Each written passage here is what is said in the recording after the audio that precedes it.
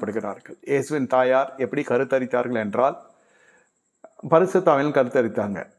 இது அங்கே எல்லாருக்கும் யோசேப்பு காது வரைக்கும் வருகிறது. மரியாள் யோசேப்பு நியமிக்கப்பட்டிருக்கிறார், நிச்சயதார்த்தம் ஆயிருக்கிறது. நியமிக்கப்பட்டிருக்கிறாள் என்று எழுதப்படுகிறது. நான் சொல்கிறேன் நிச்சயதார்த்தம். இப்பொழுது அவள் கர்ப்பம் அடைந்திருக்கிறாள் என்று யோசேப்பு காதுக்கு வருகிறது என்றால் எத்தனை பேர் காது வழியா வாய் வழியாக அது வந்திருக்கும். நேரே யோசேப்புக்கு தெரியவில்லை, அது அரசல் பரசலாக வந்து சேர்க்குது என்றால் எத்தனை பேருக்கு தெரியும். அது இன்ன வரைக்கும் அவங்க மனசில் இருக்கும். பாரம்பரியமாக அது சில ஜனங்களுடைய மனசில் இருக்கும். இது தகப்பனில்லாத ஒரு பெண் பெற்று எடுத்த குழந்தையாகத்தான் பார்ப்பாங்க.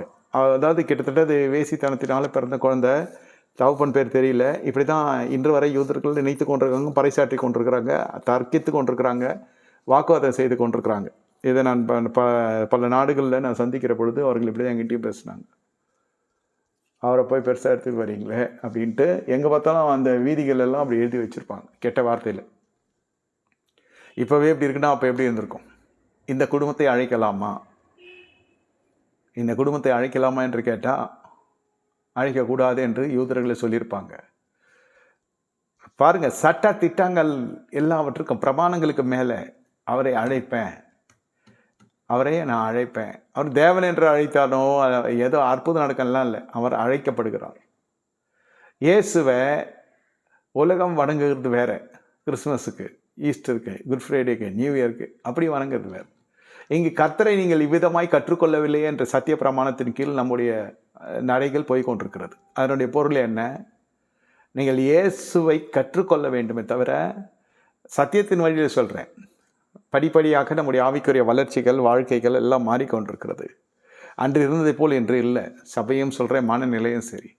இப்போ ராஜ்யத்தின் கோட்பாடுக்குள்ளே பார்த்தால் இவரை கூப்பிடுகிறது பிரமாணங்களின் படியும் சரி, அல்லது அதே சமயத்தில் இவரை கூப்பிடுகிறது யூதர்களுடைய முறைமையின் படியும் சரி, தள்ளப்பட்ட கல்லாக தான் அவங்க வச்சுருக்காங்க இந்த குடும்பத்தை. இவரை போய் கல்யாணத்துக்கு கூப்பிட்டா நல்லா இருக்குமா? ஒரு விதத்தில் அது கல்லெறியப்பட வேண்டிய ஸ்திரீயாக காணப்படுகிறா, கையும் வையமும் மாட்டப்படலை. ஆனால் பறைசாற்றப்படுகிறது, கல்லெறிந்தால் ஒரு நாளே செத்து போயிடலாம். அது காலம் முழுவதும் அது ஒரு தழும்பாகவே இருக்கிறது, அது ஒரு இடரலாகவே இருக்கிறது. உயிர் தெழுதல் எப்படி இடரலோ அவருடைய பிறப்பு ஒரு இடரல். இது வேதம் புறஜார் இல்லாமல் நம்ம எடுத்துக்கொள்கிறோம், நம்ம விசுவாசிக்கிறோம். ஆனால் அந்த நாளில் பிரமாணங்களை கை கொண்டிருக்கிற பரிசேயர் சதுசேயர்கள் இதை வித்தியாசமாக தான் பிரசித்தப்படுத்துகிறாங்க.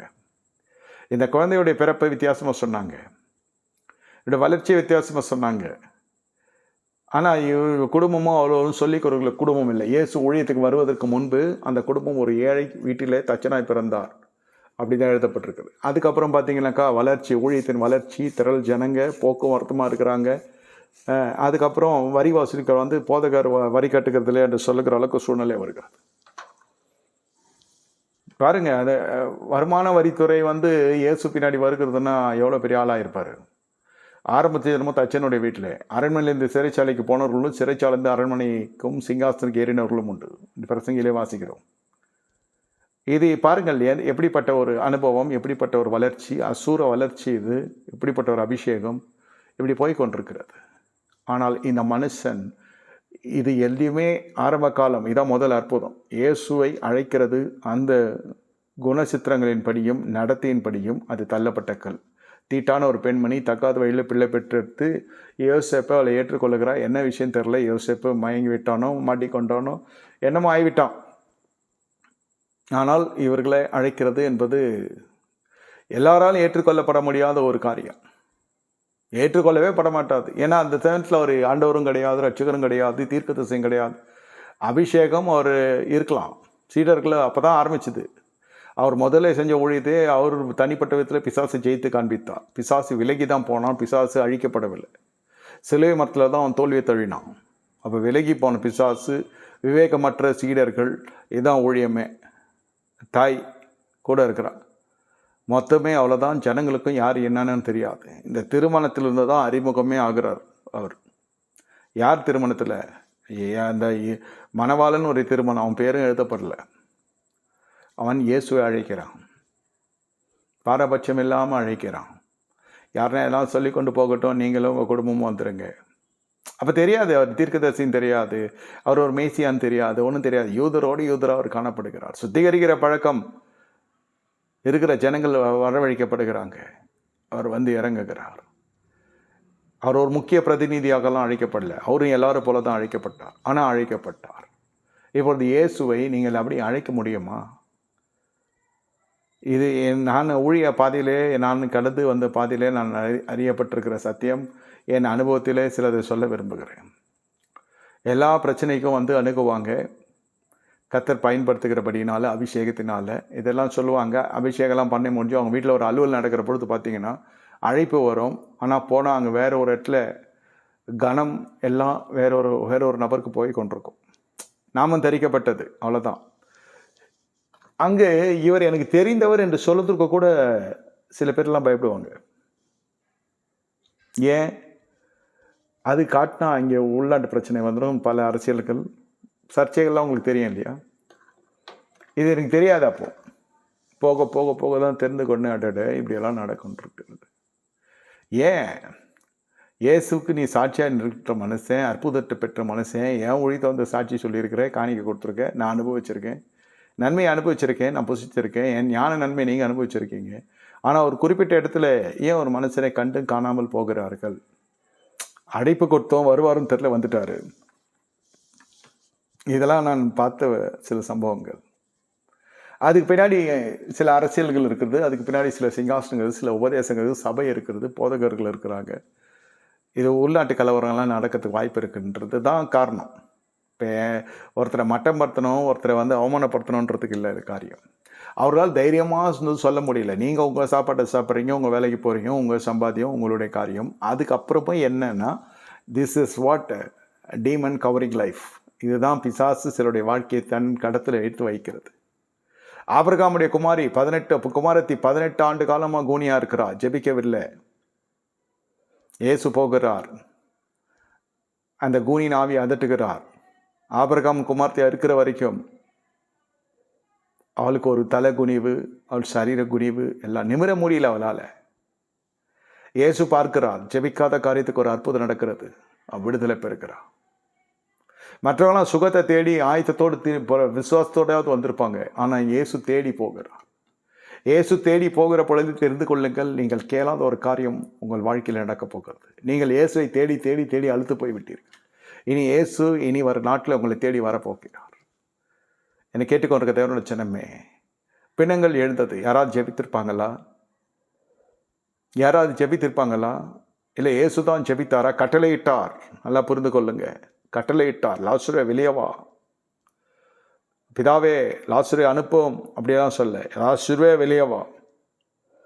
இயேசுனுடைய வார்த்தை எங்கேயோ, ராஜாவின் வார்த்தை எங்கேயோ அங்கே அதிகாரம் உண்டு. இந்த ராஜாவின் வார்த்தை அவ்வளோ செத்ததை உயிர்ப்பிக்கக்கூடியதாக இருக்கிறது. உங்கள் காரியங்கள் எல்லாம் இந்த 31ஆம் தேதி வரைக்கும் நடக்கும்னு பார்த்தேன், முடிந்து விட்டது, அவ்வளோதான், இனி நடக்காது. இல்லை, நான் சொல்லுகிறேன், உங்கள் கால வேலையெல்லாம் மாற்றி விடுங்க, உங்கள் கால அட்டவணையெல்லாம் மாற்றிடுங்க. கர்த்தருடைய வேலையில் அது நடக்கும் என்று உச்சரித்து சொல்லுங்க. அது விசுவாசமாக சொல்லுங்கள், கர்த்தருடைய வேலையில் அது நடக்கும். என் முகம் வெட்கப்பட்டு போவதில்லை, நான் விசுவாசிக்கிறார் என்பதை அறிவேன். ஃபெய்த் கன்ஃபெஷன், டிக்ளரேஷன், விசுவாச அறிக்கை.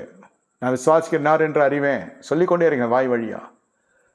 என் தலை உயர்த்தப்படும், என் தலை நிமிர்த்தப்படும், என் தலை குனி வருவதில்லை, என் முகங்கள் பிரகாசிக்கும். சொல்லிக்கொண்டே இருங்க, வாயார சொல்லிக் கொண்டிருங்க, மனதார சொல்லிக் கொண்டிருங்க. என் தேவன் அழைத்தொன்னுல என்னை முடிவு நடத்துவார். மனுஷனுக்கு என்னத்தை செய்வான், கர்த்தர் எனக்கு சகாய. சொல்லிக்கொண்டே இருங்க. அந்த வார்த்தையினுடைய ஒரு வித்தியாசத்தை நீங்கள் காண்பீங்க. உங்களே அறியாமல் இது என்ன செய்யும் என்றால், பரலோகத்தில் ராஜ்யத்தினுடைய காரியங்களுக்கு நேர இது ஈர்க்கப்படும். ராஜ்யம்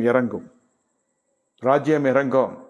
ஆண்டவர்களை தேடுகிறதுக்கு ஒரு நன்மையும் குறைப்பட்டு போவதில்லை. இயேசுவை அழைக்கக்கூடவே கூடாது என்று இருந்த ஒரு கும்பலுக்குள்ளே இயேசுவை அழைத்தான். யார் கூடாது என்று சொன்னார்களோ அவர்களுக்கு முன்பே பெரிய அற்புதம் நடந்தது. அவனுக்கு புகழ்ச்சி போனது. ஆனால் அந்த வரை அவனுக்கு தெரியக்கூட தெரியாது என்ன நடந்தது என்று. இதான் அற்புதம். இஸ்ரேல் புத்திரர்கள் செங்கடலே பார்வோனை மடிந்து போவான் என்றெல்லாம் அவர்கள் கடக்கவில்லை. அவர்கள் கடந்து செல்லது, அவங்க செய்த வேலையை அவர் செய்து கொண்டே போகிறாங்க. வாய் சும்மா இல்லை, துதித்து கொண்டே இருக்கிறது.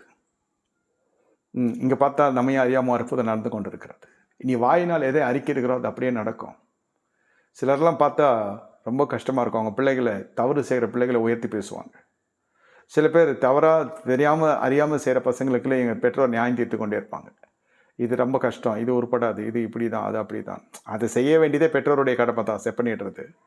இது உட்காந்து எல்லாம் நியாயம் தீர்த்துன்னு போனோன்னா உங்கள் ஜெபங்கள்லாம் கேட்கப்படாது. உங்கள் ஜெபங்கள் கேட்கப்படாது. நீங்கள் கண்ணீர் விடுறதுனாலலாம் பரலோகம் வந்து மயங்காது. நீங்கள் உங்கள் உபவாசங்களும் சில சமயத்தில் தட்டி கழிக்கப்படும். ஒருவேளை அந்த உபவாசமாக அந்த கண்ணீர் இந்த ஜெபத்துக்கு நான் விரோதி இல்லை, தரக்குறவா பேசலை. அது ஒருவேளை இந்த செய்தி உங்கள் காதுகளில் கேட்க வைக்கும். பெத்த பிள்ளைங்க இதுங்க. இதுக்கு யார் உத்தரவாதம்? தாய் தகப்பேன். இவர்களே நியாயம் தீர்ப்பவங்க உட்காந்துட்டு. இது 2 பேரையும் சொல்கிறேன். இது சரி வராது, இது இப்படி கஷ்டப்படும், இது ரொம்ப கஷ்டம், இது திருந்தணும். யார் திருத்துறது? யார் இதை வந்து வளர்க்குறது? எடுத்து பக்குவமாக சொல்கிறதுக்கு நமக்கு அந்த துப்பு இருக்கணும். இல்லைன்னா நியாயம் தீர்த்தீங்கனாக்கா நீங்கள் உண்மையிலே உங்கள் ஜெப வாழ்க்கைக்கு நீங்கள் குந்தகத்தை விளைவிக்கிறீங்க. உங்கள் தேவைகள் தான் உங்கள் ஜெப வாழ்க்கை. ஜெப வாழ்க்கைன்றது தனியாக இல்லை. தேவனே என்ன குறித்து சித்தம் என்ன, ராஜ்யத்தில் நான் யார், நான் எதுக்கு ரட்சிக்கப்பட்டேன், உங்களுடைய நோக்கம் என்ன, அதெல்லாம் இல்லை. எனக்கு காசு வேணும், நான் இதை கட்டணும், அதை கட்டணும், அதை கட்டணும், இதை கட்டணும், அவ்வளோதான். இது சில சமயத்தில் சில பேர் செத்தே போயிருக்காங்க இதில். ஆமாம், இந்த உளைச்சலில் அவங்க போயே சேர்ந்துட்டாங்க. ஏன்னா அவங்களுக்கு ஜெபம் பண்ணுறதுன்னு தான் நினைப்பே தவிர தன்னை சுத்திகரிக்கணுன்றது தெரியல. ராஜ்யத்தின் கோட்பாடுகளுக்கு சொல்கிறேன், நல்ல காரியத்தை பேசுங்க வீட்டில். பிள்ளைகளை சபிக்காதிருங்க, பிள்ளைகளை ஆசீர்வதிங்க. ஐயோ இந்த பாடம் எடுக்கிறேன்னு சொல்லிட்டு பண்ணுற போராட்டம்லாம் இருக்குது பார்த்தீங்கன்னா, எடுக்கிற மார்க் கூட அந்த பிள்ளை எடுக்காது. இந்த பிள்ளைய வளர்க்குறேன்னு சொல்லிட்டு அதை போட்டு அதை கொடுக்குற ஒரு ப்ரெஷர் பார்த்தீங்கன்னா, இவங்க சந்தேகமே அந்த பிள்ளைய தலை தூக்க வைக்காது. அதே சமயத்தில் பெற்றோரை பார்த்தீங்களான்னு ஒன்றும் ஷைனாகிற பெற்றோராக இருக்க மாட்டாங்க. அந்த பிள்ளைங்க கேள்வி கேட்குறப்போ இந்த பெற்றோரால் கை கட்டப்பட்டவர்களாக இருப்பாங்க. பொருளாதாரம் சொல்கிறேன். இது கணவன் செஞ்சாலும் சரி மனைவியை பாதிக்கும், மனைவி செஞ்சாலும் கணவனை பாதிக்கும். ஆனால் இது இப்போ பாதிக்காமல் இது வருதுனாக்கா தேவ சத்தம் உங்கள் வீட்டில் தொடித்து கொண்டிருக்கிறது. At least you are getting this solution. This word is a solution for issues, unsolved equations in life. சரி, கேட்கப்படாத ஜபங்களுக்கு இந்த வார்த்தையாவது உங்களுக்கு சத்தம் வந்து ஒலிக்கும். நல்லா உச்சிரம், நல்லா உறக்க சத்தமிட்டு கூட திட்டுறீங்க இல்லையா? அதே மாதிரி உறக்க சத்தமிட்டு கத்துற என் பிள்ளைகளை ஆசீர்வாதத்துக்காக கடை, என் பிள்ளைகள் கத்தரால் போதிக்கப்பட்டிருப்பார், ஒரு சமாதானம் பெரிதாக இருக்கும். இப்படி கட்டளையிட்டு பாருங்க. சூழ்நிலைகள் மாறும், உங்கள் வாயின் வார்த்தைக்கு வல்லமும் உண்டு. எடுத்துகிட்டு இது சரியில்லை, அது சரியில்லை, அது சரியில்லை, இது சரியில்லைன்னு ஒருவேளை அதை அறியாமலே செஞ்சுருக்கலாம். அதனால உங்கள் ஜபங்களும் கேட்கப்படலை இல்லை. நீங்கள் ஜபம் பண்ணி என்ன பண்ணீங்க? அதே மறுபடியும் நம்ம சொல்கிறேன்னு நீங்கள் வித்தியாசமாக எடுத்துக்கொள்ள வேணாம். நீங்கள் ஒரு இறந்து திரிகிற அளவுக்கு போய்விடும். பிச்சை எடுக்கிறது ஜெபத்தின் பேரில், எனக்கு இதை கொடு, அதை கொடு, அதை கொடு, இதை கொடு, இது கொடுத்து மட்டும் திருப்பி மறுமாசம் வராதா? இது இந்த ஜபத்துக்கு எங்கே இருக்குது? ராஜ்யத்தின் கோட்பாடுகள் எங்கே இருக்குது? யாராவது ஜனத்தை கேட்டிருப்பீங்களா? யாராவது நிலத்தை கேட்டிருப்பீங்களா? இல்லை கொடுத்துன இருக்கிறப்போ வீட்டுக்காரன் ரொம்ப தொல்லை கொடுத்தானோ, சொந்த வீடு வேணும், நாங்கள் பட்ட கஷ்டத்துக்கு கர்த்தங்களுக்கு நல்ல இடத்த கொடுத்தான்னு சொல்லுவாங்க. அவன் கஷ்டம் கொடுக்குறானோ கஷ்டம் கொடுக்கலையோ, உங்கள் மேலே விழுந்த கடமை நிலத்தை கேட்கணும். நீங்கள் சுதந்திரவாளி, நீங்கள் கட்டி எழுப்பப்பட வேண்டும். இந்த கட்டிடங்கள் பிசாசுடைய கருத்துக்கு எப்படியெல்லாம் போகிறது என்று நான் உங்களுக்கு போதித்திருக்கிறேன். எதனால் இந்த கட்டிடத்துக்குள்ளே செய்யக்கூடாத காரியத்தெல்லாம் செய்து ஜனங்க தீட்டாக்கினாங்கன்னு நான் உங்களுக்கு சொல்லியிருக்கிறேன்.